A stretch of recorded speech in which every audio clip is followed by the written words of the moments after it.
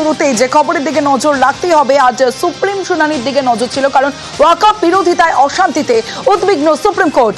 অশান্তিতে উদ্বিগ্ন প্রধান বিচারপতি সঞ্জীব খান্না। বিচারাধীন মামলা নিয়ে অশান্তি বাঞ্ছনীয় নয়, ওয়াকফ বিরোধিতায় অশান্তিতে উদ্বিগ্ন সুপ্রিম কোর্ট। সরাসরি চলে যাব, মৈত্রী ভট্টাচার্য রয়েছে আমার সঙ্গে। মৈত্রী জানাবে যে কেন উদ্বিগ্ন, কি বললেন বিচারপতি, জানবো মৈত্রীর থেকে। মৈত্রী,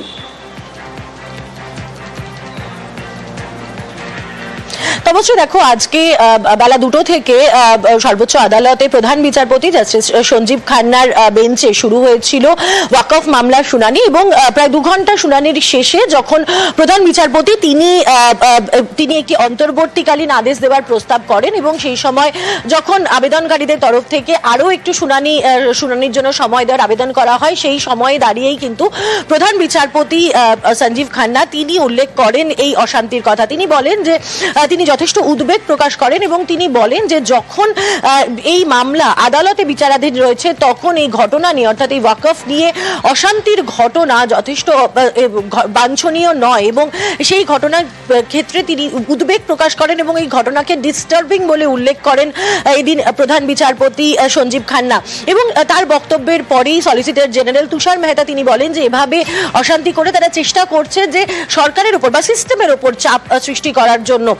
যদিও এর পরিপ্রেক্ষিতে প্রধান বিচারপতি আর কোনো মন্তব্য করেননি, কিন্তু তিনি এই যে অশান্তির ঘটনায় সর্বোচ্চ আদালত যে উদ্বিগ্ন, সেই বিষয়টা কিন্তু তিনি দ্ব্যর্থহীন ভাষায় প্রকাশ করেছেন, এবং তিনি স্পষ্টতই বলছেন যে যখন এই মামলা বিচারাধীন রয়েছেন, যখন শুনানি পর্ব চলছে, সেই পরিস্থিতিতে দাঁড়িয়ে এরকম অশান্তির ঘটনা যথেষ্টই ডিস্টার্বিং বলে তিনি উল্লেখ করছেন।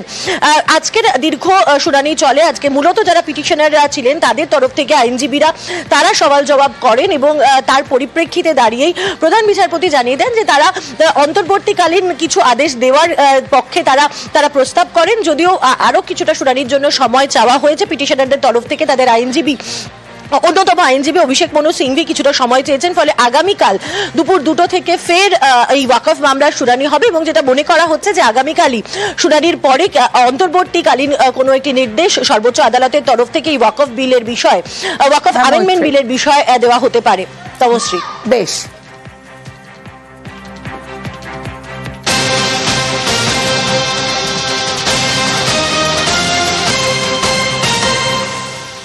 এই মুহূর্তে আরেক একটি আপডেটের দিকে নজর রাখবো। শামশেরগঞ্জের অশান্তির তদন্তে এবার সিট গঠন করলো রাজ্য পুলিশ। আইবির অতিরিক্ত এসপির নেতৃত্বে সিট গঠন। আরো একবার জানিয়ে রাখি, শামশেরগঞ্জের অশান্তির তদন্তে সিট গঠন। সরাসরি চলে যাব, অমিত সরকার রয়েছে আমার সঙ্গে।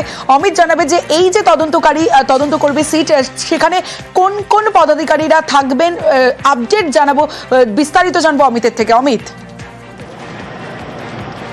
দেখো, স্টেট আইবির যিনি অতিরিক্ত পুলিশ সুপার রয়েছে তার নেতৃত্বে এই সিট ফর্ম করা হয়েছে রাজ্য সরকারের তরফে, এবং রাজ্য পুলিশের আরও 2টো উইংসকে এই সিটের সদস্য হিসেবে কাজে লাগানো হচ্ছে, বা উইংস তাদের মধ্যে রয়েছে সিআইডির কর্তারা রয়েছেন বা সিআইডির আধিকারিকরা সেখানে এসআইটিতে রয়েছেন। অন্যদিকে রাজ্য পুলিশের এসটিএফের যারা আধিকারিক রয়েছেন বা অফিসার রয়েছেন তাদের নিয়ে এসআইটি ফর্ম করা হয়েছে।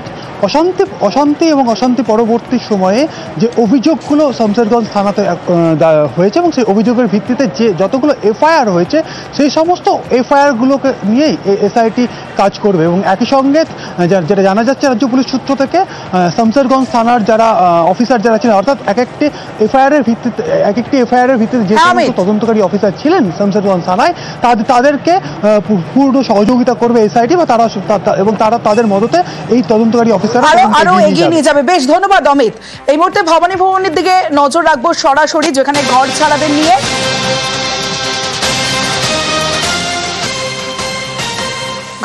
নিয়ে ভবানী ভবনে বিজেপি রাজ্য সভাপতি সুকান্ত মজুমদার। সরাসরি সেই ছবি আপনাদের দেখাচ্ছি। এই মুহূর্তে ভবানী ভবনের সামনের ছবিটা দেখাচ্ছি।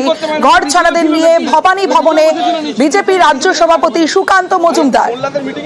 এখানে রয়েছে একজন কেন্দ্রীয় মন্ত্রী এসে, আপনারা ঢুকতে দেবেন না, বলেছে রেলিং করে যাচ্ছি, বলছে 4 জন অ্যালাউড হবে, আপনারা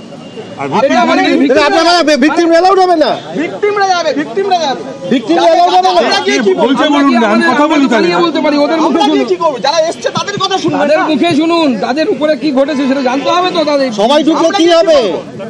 যারা ঘর ছাড়া তারা এসছে, যারা ঘর ভেঙেছে তারা আসেনি তো।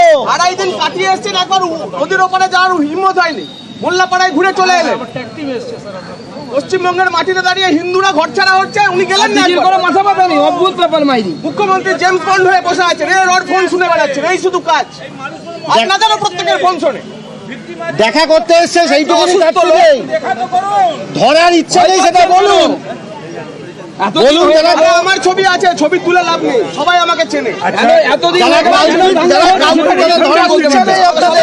ওই জন্য ভিকটিমদের কথা শুনবেন না, ওই জন্য তো ভিকটিমদের কথা শুনতে চাইছেন না। ঠিক আছে,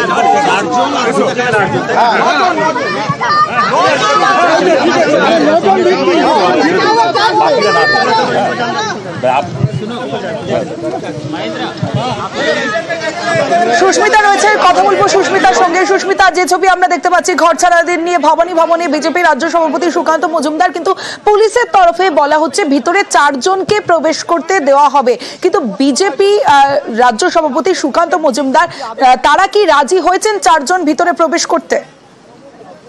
দেখো, সুকান্ত মজুমদারের বক্তব্য, সুকান্ত মজুমদার, জগন্নাথ চট্টোপাধ্যায় সহ রাজ্য বিজেপি নেতৃত্বে তাপস রায় তারা ভিতরে ঢুকবেন। তার সঙ্গে যে 8 জন ঘর ছাড়া মুর্শিদাবাদ থেকে এখানে এসেছেন তারাও ভিতরে যাবেন ডিজির সঙ্গে দেখা করতে। কিন্তু পুলিশের স্পষ্ট বক্তব্য যে তারা কোনোভাবেই ভিতরে ঢুকতে পারবেন, রাজ্য বিজেপি নেতৃত্ব ভিতরে ঢুকতে পারবে যারা ঘর ছাড়া এখানে এসেছেন তারা।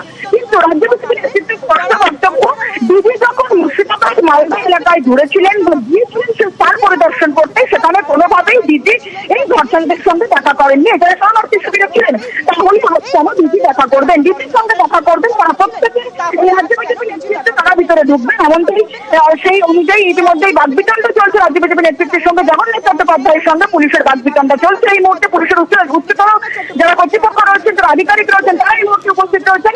সঙ্গে থাকুন, আধিকারিক রয়েছেন, তারা এই মুহূর্তে উপস্থিত রয়েছেন। জগন্নাথ চট্টোপাধ্যায়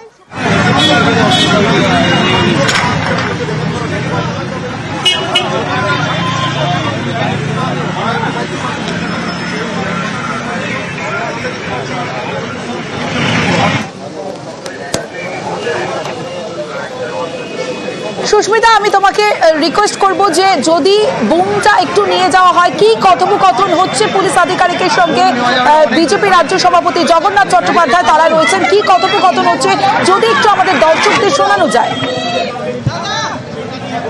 দেখো, চেষ্টা করবো তো হচ্ছে, কিন্তু সুকান্ত মজুমদার, তাপস রায় এবং জগন্নাথ চট্টোপাধ্যায় এই মুহূর্তে দেখতে পাচ্ছেন সঙ্গে থাকবে, শুনুন না।